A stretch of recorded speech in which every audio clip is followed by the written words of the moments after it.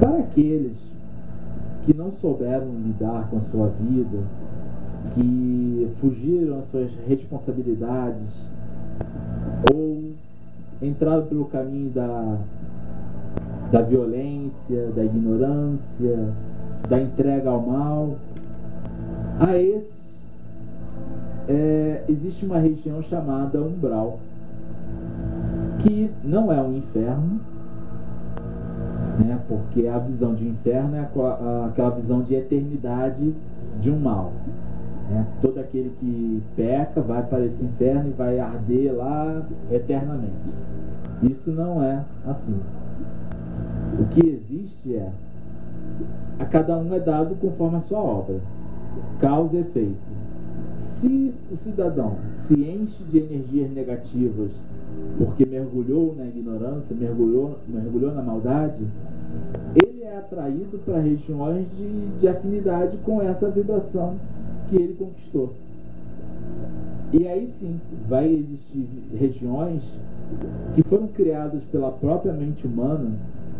Hoje a física quântica mostra que o nosso pensamento cria formas, cria realidades, e essas realidades nos planos dimensionais são muito nítidas e reais, né? E aquilo que a cultura, né, mostrou aí como demônios, diabos, figuras dantescas, são criações mentais do ser humano que existem enquanto acreditamos nelas, mas não são formas reais, criadas por Deus, né?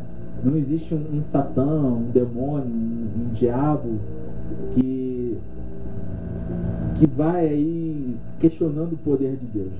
Deus é Deus e isso é inquestionável, não existe um segundo poder.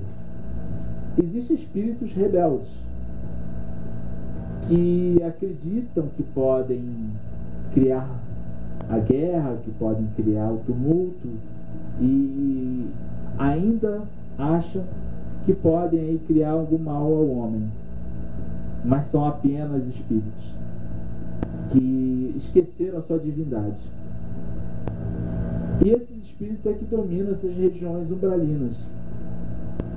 São chamados aí de dragões, de magos negros, são espíritos perversos que criam nesses locais a tirania, a maldade.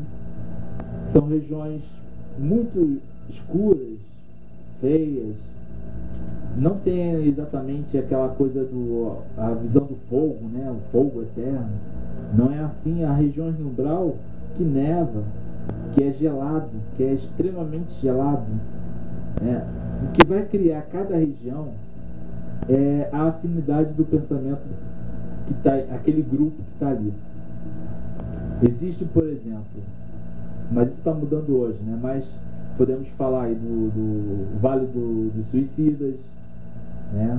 As pessoas que morrem de suicídio, tragédias, desastres, incêndios. Aí o que vai determinar para onde ela vai como ela está encarando isso no pensamento dela. Se ela é uma pessoa que se revolta, que se entrega ao ódio, ela vai ser atraída a planos onde esse tipo de energia ainda predomina. Mas se ela entende que aquilo ali foi para o crescimento dela, mesmo diante de uma tragédia, ela vai ser atraída já para outras regiões, onde vai ser socorrida, onde vem as colônias espirituais, hospitais. Muitos espíritos simplesmente demoram um tempo para entender que desencarnaram. Por exemplo, no próprio filme E a Vida Continua, tem um casal que desencarna, os dois parecem com a mesma doença, aneurisma, e de repente eles se veem num hospital e começam a questionar: mas cadê minha família? Eu estou aqui no hospital, não conheço esse hospital, por que eu fui transferido para cá? E os espíritos que estavam ali cuidando desse grupo, né, não falam nada. Não, calma, fica tranquila, descansa mais um pouquinho, toma aqui esse remedinho. vai descansar. E aí leva um tempo, porque não é uma violência assim de chegar para a pessoa, olha, acorda aí, porque agora você está morta, você desencarnou e já deixou lá. Ali eles falam dos remédios. Há uma preparação, mesmo para quem está chegando lá, porque muitos espíritos simplesmente não têm essa noção. Essa noção aí. E as coisas não mudam. Você vai encontrar lá terra, você vai caminhar, as coisas são materiais para aquela dimensão que ele está vivenciando aqui. Eu acho, Veda, que é importantíssimo você viver dentro de um padrão de fé. Sim. Porque aí as coisas lá em cima eu acho que se facilitam mais. Porque eu tinha uma ideia do seguinte: bom, eu fui professor a vida toda, então lá em cima a minha missão é a mesma, mas com outro enfoque, né? Há um aperfeiçoamento. Eu vou chegar lá, vou poder ajudar aquelas pessoas que não tinham religiosidade a aceitarem o outro lado, né? Porque até que elas amadureçam essa parte que não era espiritualizada para aceitar o outro lado é meio difícil, né? Uma outra coisa que acontece muito... É uma missão. É uma missão. Tem Existe que continuar por lá, né? Existe uma visão que foi criada, né, que a gente morre e aí o descanso chegou. Mas não, gente. É um pequeno descansozinho assim, tipo, vai, se recupera aí. É trabalho. Muito trabalho, o trabalho continua. Só que um outro tipo de trabalho, que é o trabalho pelo seu crescimento.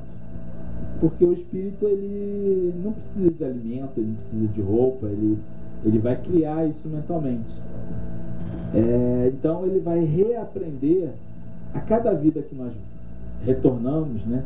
Precisamos reaprender a viver a vida real que é do outro lado. Aqui não é. Aqui é como os budistas falam, né? Os hindus, o grande Maya, a grande ilusão. Porque aqui é apenas um laboratório de experiências. A vida real é lá, no plano espiritual. Mas o plano espiritual ainda não é aquele primeiro que a gente encara quando desencarna. Porque há uma transição. As consciências não são violentadas. Então, se, por exemplo, o cidadão acredita que quando desencarnar vai ser recebido por Nossa Senhora e vai ser criado o quadro mental para que ele seja recebido por Nossa Senhora. Para que ele vá, aos poucos, claro, se tiver o merecimento para isso, aos poucos ir se acostumando com a vida espiritual. E há outros espíritos mais rebeldes que simplesmente não aceitam. Eles não querem partir, querem continuar vivenciando as experiências materiais, e esses são os que dão mais trabalho. Na nossa casa nós vimos isso, né? Porque eles ficam aqui, vagando, né? O André Luiz, sim, em nossa casa, ele faz isso, né? O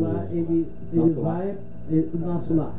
Ele vai, mas ele volta sistematicamente para ver o que está acontecendo, como se ele ainda pudesse, né, ser dono da situação. Quando a pessoa é muito apegada à sua vida material, né, aos bens que criou, e esquece a sua espiritualidade, ele se apega ao ego, e se apega àquela pessoa e acredita que é aquilo. E quando de repente ele é privado disso, para ele é uma violência. Aquilo, como eu perdi, meu banco está lá, meu dinheiro, minhas posses, e simplesmente ele tenta de alguma forma continuar aqui e exercer esse desejo que ele tinha, que podem ser os mais variados também. O Chico Anísio costumava dizer que ele não tinha medo da morte, ele tinha pena da morte, né? Ele tinha pena, porque ele queria viver. A Hebe tinha essa vontade de viver. Eu acho que a maior riqueza da Hebe, e foi com isso que ela passou para todo mundo, era a vontade e a alegria de viver, né?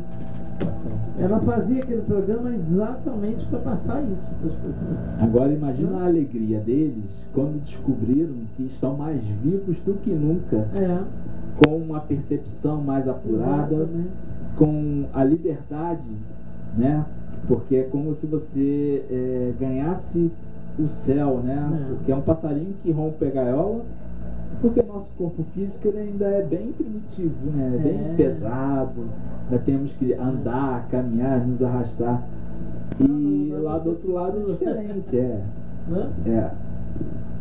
Se bem que para alguns espíritos têm que andar também.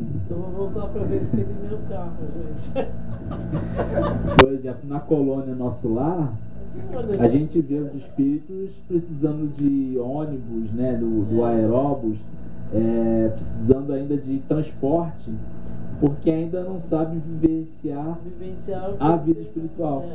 E aí há ali postos de reaprendizado para aprender a volitar, né, que é a flutuação, e usar o poder do pensamento. Ô Veda, quanto tempo depois que a pessoa desencarna, a pessoa acorda? Aí, Carlos, vai variar muito de pessoa para pessoa.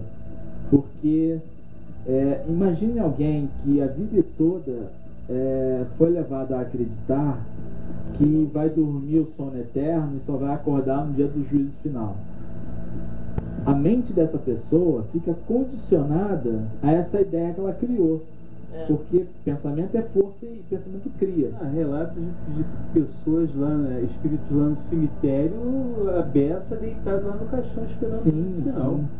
E ficam ali anos, né, alguns séculos, exatamente, séculos, presos a uma ideia.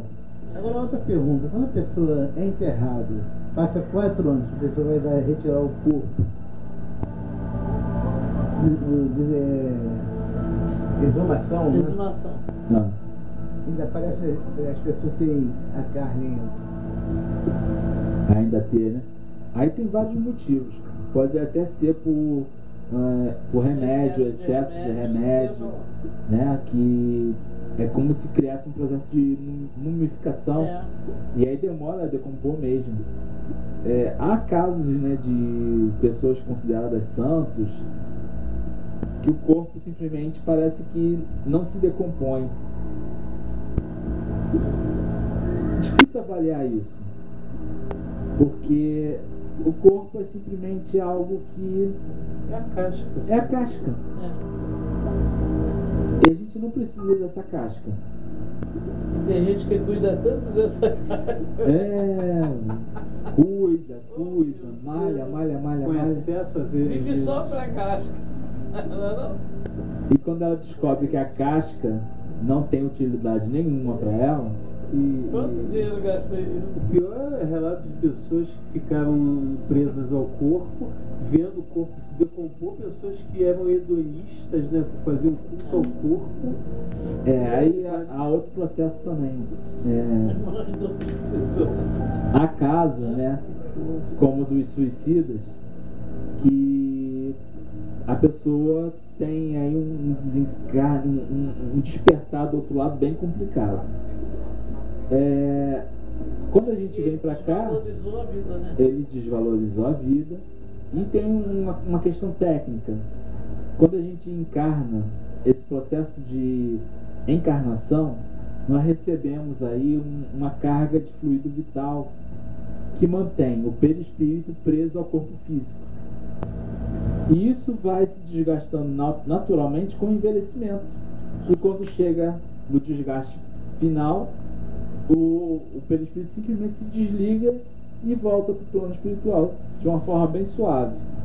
Mas